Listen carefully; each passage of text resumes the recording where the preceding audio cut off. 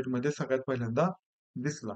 आता ही जी बजेटची कन्सेप्ट आहे, झिरो बेस बजेटची कन्सेप्ट ती पीटर पियरने आणली होती आणि भारतामध्ये झिरो बेस बजेट राबवणारं पहिलं जर राज्य कुठलं असेल तर ते महाराष्ट्र आहे. महाराष्ट्राने 87-88 मध्ये राबवलं. भारताने कधी राबवलंय? 86-87 मध्ये आणि महाराष्ट्राने 87-88 मध्ये राबवलं. त्यावेळी 87-88 ला केंद्राच्या बजेटच्या वेळी फायनान्स मिनिस्टर होते राजीव गांधी. पीएम पण ते स्वतःच होते. 87 ला जर बघितलं तर महाराष्ट्राचे त्यावेळेचे फायनान्स मिनिस्टर होते सुशील कुमार शिंदे. ठीक आहे. स्टेटचा जो चार्ज होता इंडिपेंडंट चार्ज, वित्त राज्यमंत्री होते श्रीकांत जिचकर आणि सीएम होते शंकरराव चव्हाण. ओके. महाराष्ट्र पाठोपाठ युपी आहे, एमपी आहे, राजस्थान, कर्नाटक, आंध्र यांनी सुद्धा काय केलेलं आहे? तर अशा पद्धतीने झिरो बेस बजेटची अंमलबजावणी केलेली आहे. ठीक आहे. त्याच्यानंतर हे पुढचा प्रकार बघा, आउटकम बजेट. आउटकम कसे सांगितले होते की तुम्हाला पुढे एक्सप्लेन करेन मग.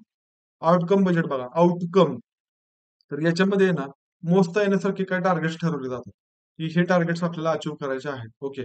आणि खर्च केल्यावर काय आउटकम काढायचा आहे ह्या गोष्टीला प्रायोरिटी दिली जाते. ठीक आहे. आणि मग मंत्रालयाने काय करायचं की हे जे लक्ष आहे ते कसं गाठायचं. उदाहरणार्थ बघा, इन्स्टिट्यूशनल डिलिव्हरी जे आहे तर त्याचं 80% प्रमाण गाठायचं.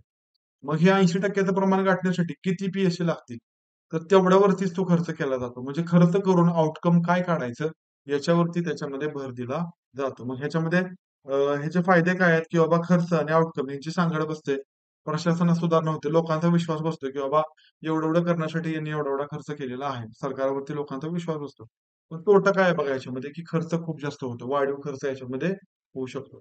भारतामध्ये 2005-6 मध्ये आउटकम बजेटचा म्हणजे मांडलं होतं सगळ्यात पहिल्यांदा. त्यावेळेचे फायनान्स मिनिस्टर होते पी चिदंबरम. ठीक आहे. एवढ्या याच्यामध्ये फक्त लक्षात ठेवा.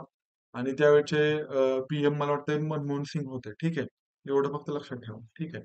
आता त्याच्यानंतर आहे जेंडर बजेट. जेंडर बजेट ही काही वेगळी कन्सेप्ट नाही किंवा वेगळं बजेट नाहीये. तर बजेट मधलाच म्हणजे रेग्युलर बजेट मधला तो एक पार्ट असतो. ठीक आहे. की ज्याच्यामध्ये जेंडर एम्पॉवरमेंटसाठी खर्च केला जातो. म्हणजे शक्यतो कोणासाठी तर महिलांच्या एम्पॉवरमेंटसाठी त्याच्यामध्ये खर्च केला जातो. ठीक आहे.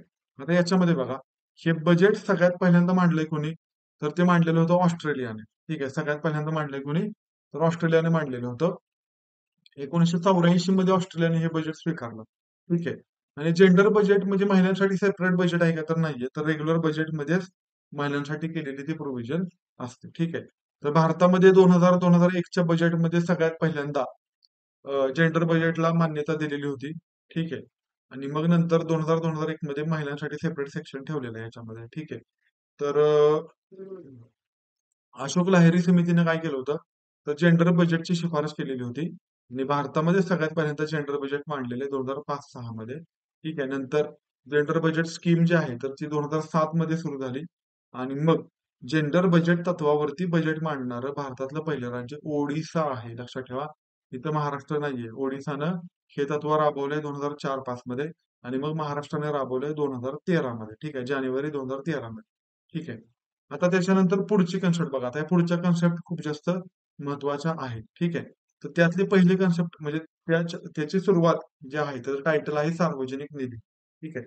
सार्वजनिक निधीलाच म्हणतात पब्लिक फायनान्स. तर केंद्र सरकारचे असे एकूण 3 प्रकारचे निधी आहेत.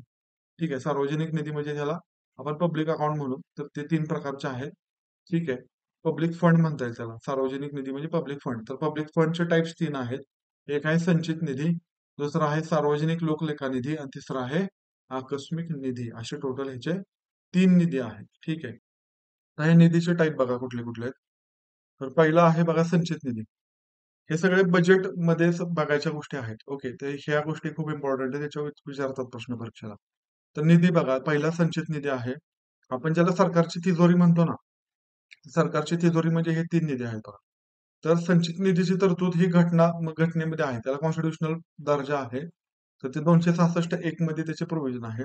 तर ह्या निधीमधून पैसे काढण्यासाठी संसदेच्या मान्यतेची आवश्यकता असते. ठीक आहे. आणि त्या आवश्यकता सांगितले 266(3) मध्ये. आता ह्या निधीमध्ये काय काय जमा होतं ते बघा. तर शासनाचा कर महसूल जमा होतो. शासनाने एखाद्याकडून कर्ज घेतलं असेल तर ती कर्ज समजा एखाद्या आंतरराष्ट्रीय संस्थेकडून कर्ज घेतलंय किंवा एखाद्या परकीय देशाकडून कर्ज घेतलंय. ते कर्ज सुद्धा ह्याच निधीमध्ये जमा होतं. नंतर कर्जाची परतफेड. समजा एखाद्या दुसऱ्या देशाने भारताकडून कर्ज घेतलंय किंवा एखाद्या स्टेटने भारताकडून कर्ज घेतलेलं आहे. तर ते कर्ज समजा परत फेडलं, तर ते फेडलेल्या कर्जाचे पैसे सुद्धा ह्याच निधीमध्ये येतात. गव्हर्नमेंट ऑफ इंडिया काय ऍडव्हान्सेस घेतं काही देशांकडून किंवा काही व्यक्तींकडून, ते ऍडव्हान्सेस ह्याच्यामध्ये येतात. त्याच्यानंतर जे PSUज आहेत, पब्लिक सेक्टर अंडरटेकिंग आहेत केंद्राच्या, तर त्यांचा जो झालेला प्रॉफिट आहे तर तो सुद्धा ह्याच्यामध्येच येतो. आणि करेतर महसूल म्हणजे जो नॉन टॅक्स रेव्हेन्यू आहे तर तो सुद्धा याच्यामध्ये जमा होतो. ठीक आहे. आता जे काही खर्च करायचा आहे तो सगळा खर्च या संचित निधीमधून शासन करत असतं. ओके. शासकीय तिजोरी जे म्हणतो ना, तिजोरी म्हणजे ही संचित निधी आहे ऍक्च्युली एक प्रकारे.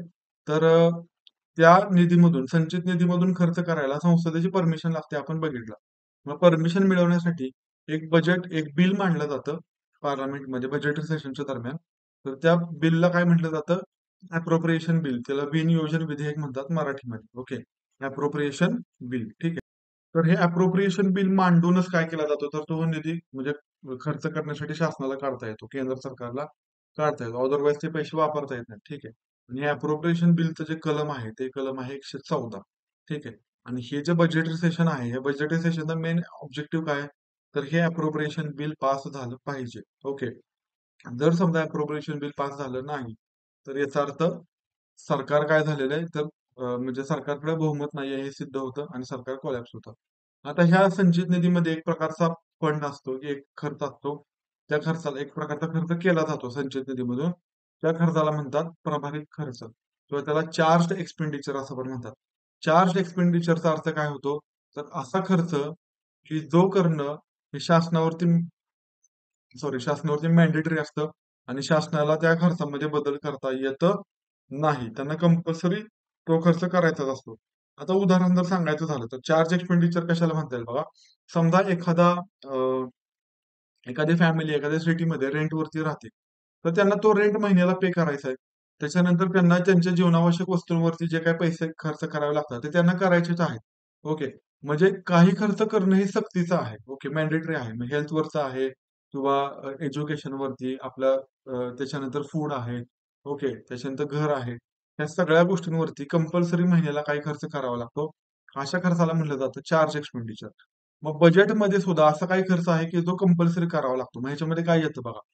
तर राष्ट्रपती आणि उपराष्ट्रपती यांची सॅलरी, अलाउन्सेस आणि त्यांच्या कार्यालयाचा खर्च. ओके.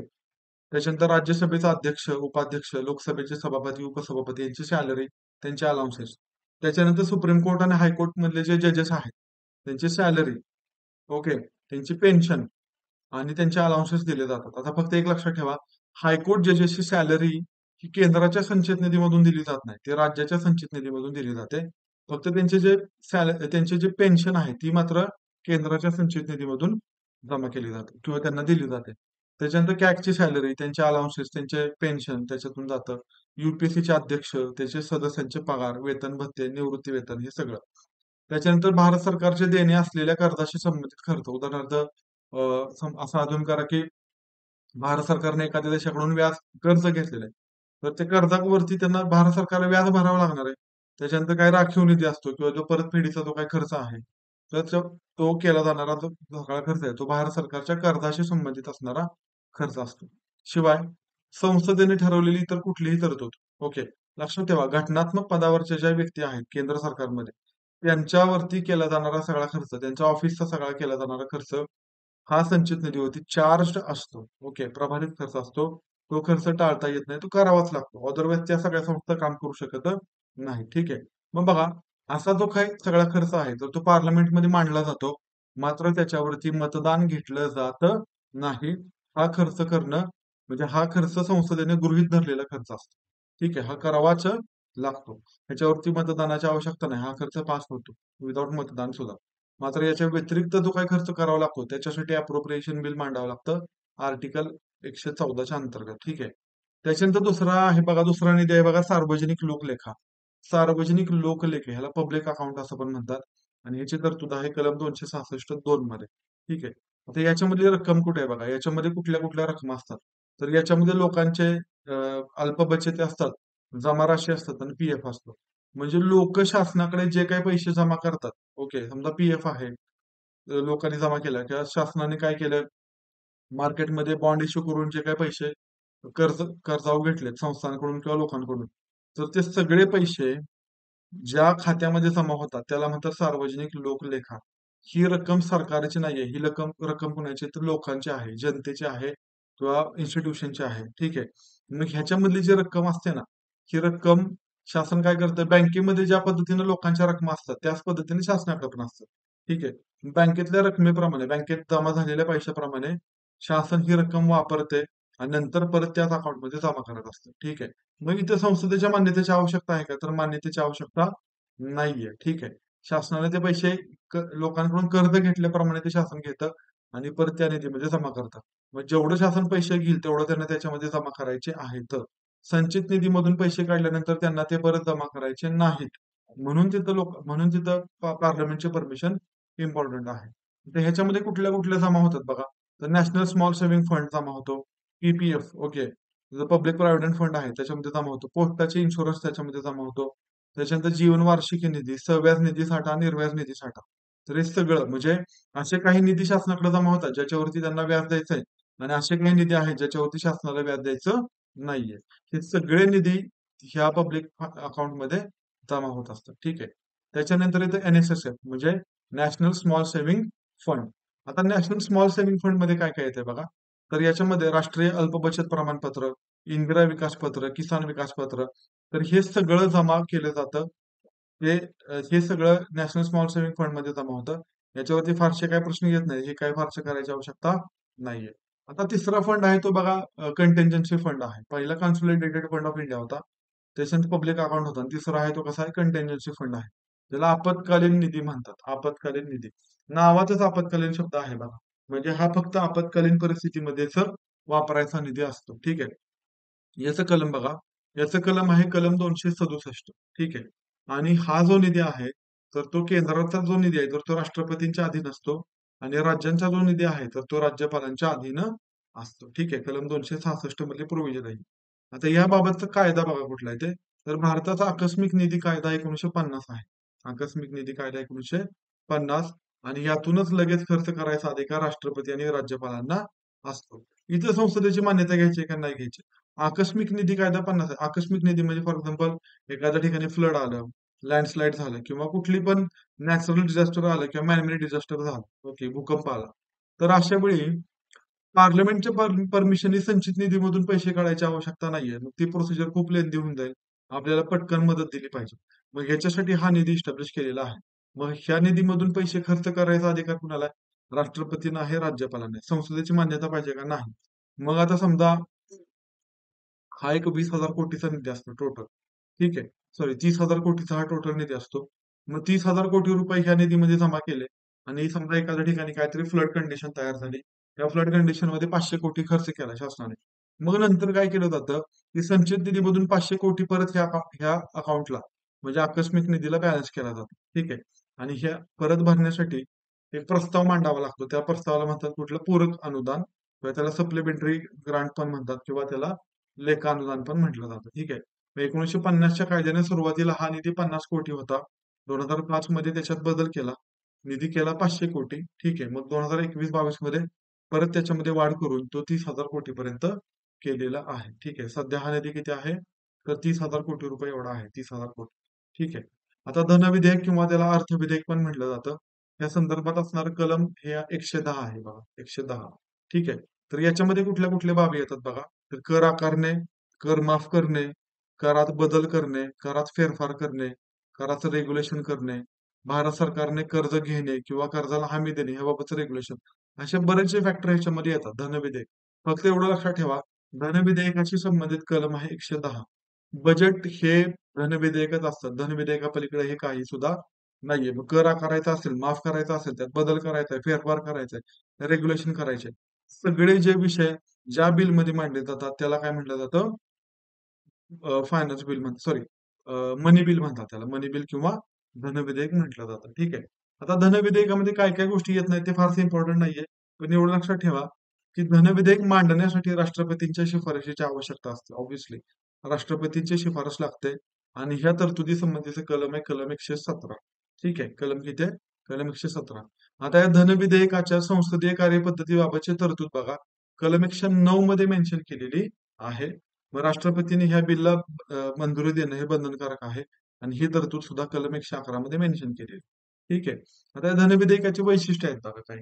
ती खूप महत्वाची आहेत. बघा वैशिष्ट्य काय? तर हे मनी बिल पहिल्यांदा कायम लोकसभेतच मांडलं जातं. राज्यसभेमध्ये सुरुवातीला इंट्रोड्यूस केलं जात नाही. दुसरी गोष्ट, एखादं विधेयक धनविधेयक आहे किंवा नाहीये, हे ठरवण्याचा अधिकार फक्त लोकसभेच्या सभापतींना असतो. राज्यसभेच्या अध्यक्षांना तो अधिकार नसतो. तिसरं म्हणजे हे फक्त सरकारी विधेयक असतं. सरकारी विधेयक म्हणजे काय? मंत्रीच फक्त हे बिल मांडू शकतो. खासगी सदस्य हे बिल मांडू शकत नाही. त्याच्यानंतर ह्याच्यासाठी संयुक्त बैठक होत नाही, म्हणजे जॉईंट सिटिंग होत नाही. कारण लोकसभा ही मनी बिलच्या बाबतीमध्ये राज्यसभेपेक्षा जास्त पॉवरफुल आहे. ठीक आहे. त्याच्यानंतर राष्ट्रपती हे जे विधेयक आहे ते पेंडिंग ठेवू शकत नाही किंवा ते रिकन्सिडरेशनसाठी परत पाठवू शकत नाही. आता हे पॉलिटी मधले टर्म्स आहेत. आपण पॉलिटीचे लेक्चर सुद्धा अपलोड केलेले आहेत आपल्या युट्यूब चॅनलवरती. तर तुम्ही ते लेक्चर जाऊन तिकडे बघू शकता. पार्लमेंट हा जो चॅप्टर आहे याच्यामध्ये ही सगळी प्रोसिजर मी एक्सप्लेन केलेली आहे अगदी व्यवस्थित. ठीक आहे. आता बघा, अप्रोप्रिएशन बिल आणि बजेट ही दोन्ही विधेयक धनविधेयक म्हणूनच मंजूर केली जातात. मग लोकसभेमध्ये हे बिल मंजूर झाल्यानंतर ते राज्यसभेमध्ये पाठवलं जातं. राज्यसभा मॅक्झिमम 14 दिवसांपर्यंत त्याच्यावर डिले करू शकते. पण राज्यसभेला ते बिल नाकारण्याचा अधिकार नाहीये. ना त्याच्यामध्ये दुरुस्ती करण्याचा अधिकार आहे. राज्यसभा फार तर फार त्या बिलमध्ये शिफारशी रिकमेंडेशन सुचवू शकते. याच्या पलीकडे राज्यसभेला या बिलशी संबंधित कुठलाही अधिकार दिलेला नाहीये. ठीक आहे. तर इथं ह्या मनी बिलशी संबंधित ह्या टेक्निकल गोष्टी झाल्या बघा. त्याच्यानंतर आपण पुढे आता इथं फायनान्स मिनिस्ट्री दिलेली आहे. फायनान्स मिनिस्ट्री आपल्या सिलेबसचा पार्ट नाहीये. त्यामुळे आपण ह्या गोष्टी इथं डिस्कस करणार नाही आहोत. ठीक आहे. त्याच्यानंतर पुढचा पार्ट येतो बघा, फायनान्शियल ऍडमिनिस्ट्रेशन. ओके, वित्तीय प्रशासन. आता वित्तीय प्रशासनामध्ये काय काय गोष्टी येतात ते इम्पॉर्टंट आहे, ते बघायचं आपल्याला. तर वित्तीय प्रशासनामध्ये बघा, बजेट बनवणे, बजेट संमत करणे, त्याची इम्प्लिमेंटेशन करणे आणि शेवटी काय करणे, त्याचं ऑडिट आणि अकाउंटिंग करणे. तर ह्या गोष्टी ह्या सगळ्या याच्यामध्ये येत असतात. ठीक आहे. आता वित्तीय प्रशासनाचं ध्येय काय आहे बघा. तर वित्तीय प्रशासनाचं ध्येय काय म्हणता येईल, तर उत्पन्नातील विषमता दूर करणे, कर, खर्च, कर्ज यांच्या माध्यमातून अर्थव्यवस्थेचे कामकाज सुनिश्चित करणे, गुंतवणुकीला प्रोत्साहन देऊन राष्ट्रीय उत्पन्नामध्ये वाढ करणे आणि चलनवाढीचा दर रेग्युलेट करणे. तर एवढं सगळे ह्याच्यामध्ये ह्या वित्तीय प्रशासनाची ध्येय आहेत. ठीक आहे. तर ह्या काही गोष्टी इम्पॉर्टंट नाहीयेत. आपण थेट बजेट मधल्या काही गोष्टी बघणार आहोत. ठीक आहे. आता बजेट मधले टप्पे बघायचे आहेत आपल्याला, कुठले कुठले आहेत ते. ठीक आहे. तर बजेटच्या कार्यपद्धतीचे टप्पे बघा. पहिलं काय? बजेट सादर केलं जातं. ठीक आहे. त्याच्यानंतर त्याच्यावरती सर्वसाधारण चर्चा होते बजेटवरती. त्याच्यानंतर ते बजेट विभागीय समित्यांच्याकडे पाठवलं जातं आणि विभागीय समित्यांच्या मार्फत त्याची छाननी होते. नंतर छाननी झाल्यानंतर ज्या काही डिमांड केलेल्या आहेत गव्हर्नमेंटने पैशाच्या, ठीक आहे, त्याला आपण वोट ऑन अकाउंट म्हणतो. तर अनुदानाच्या ज्या मागण्या आहेत तर त्याच्यावरती मतदान केलं जातं पार्लमेंटमध्ये. ठीक आहे. त्याच्यासाठी अप्रोप्रिएशन बिल बघितलं होतं आपण. तर ते अप्रोप्रिएशन बिल गव्हर्नमेंट मांडतं, पार्लमेंट त्याला मंजुरी देतं आणि मग त्याच्यानंतर टॅक्स इंट्रोड्यूस केला जातो, की यावर्षी किती टॅक्स लावायचा आहे किंवा काय करायचं आहे. आणि मग त्याच्याशी संबंधित जे बिल मांडलं जातं त्याला फायनान्स बिल म्हणतात. 117 नुसार ते फायनान्स बिल मांडलं जातं, त्याला पण मंजुरी दिली जाते. ठीक आहे. तर आपण मगाशी धनविधेयक बघितलेलं होतं, की धनविधेयकामध्ये कुठल्या कुठल्या प्रोव्हिजन्स आहेत ते. त्याच्यानंतर आपण आता पुढे बघणार आहोत, की जमा